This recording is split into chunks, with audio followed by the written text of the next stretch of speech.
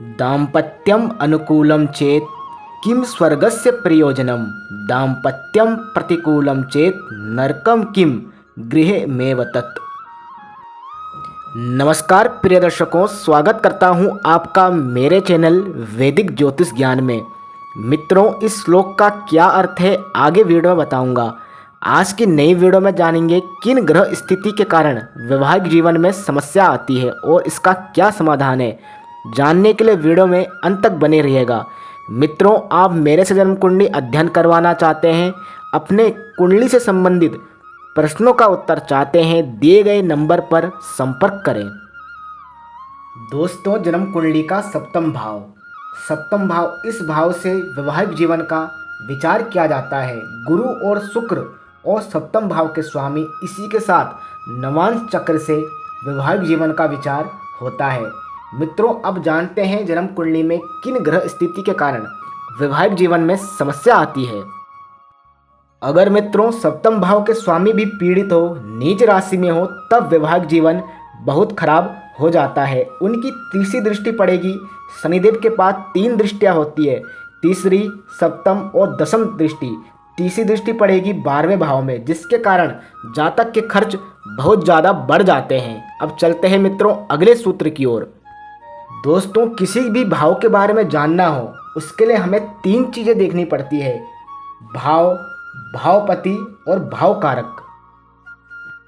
मैंने उदाहरण के लिए यह वृषभ लगन की कुंडली बनाई है। मित्रों, आपकी कुंडली किसी भी लगन की हो सकती है। सप्तम भाव में पाप ग्रह बैठे हो अथवा पाप ग्रह की दृष्टि पड़ रही हो, सप्तम भाव के स्वामी छठे, 8वें, 12वें भाव में जाकर बैठे हो अथवा नीच राशि में बैठे हो, सप्तम भाव के कारक गुरु और शुक्र भी पीड़ित हो, तब भी जातक के वैवाहिक जीवन में समस्या आती है। मित्रों, चलते हैं अगले सूत्र की ओर। सप्तम भाव का स्वामी 12वें भाव में जाकर बैठा हो और 12वें भाव का स्वामी सप्तम भाव में आकर बैठा हो, उस पर पाप ग्रह की दृष्टि पड़ रही हो, तब भी वैवाहिक जीवन में तरह तरह की समस्या आती है। मित्रों, अगला सूत्र है सप्तम भाव का स्वामी नीच राशि में हो अथवा सप्तम भाव पाप कर्तरी में हो, सप्तम भाव के दोनों ओर पाप ग्रह बैठे हो, सप्तम भाव के कारक गुरु और शुक्र भी पीड़ित हो, तब भी वैवाहिक जीवन में समस्या आती है।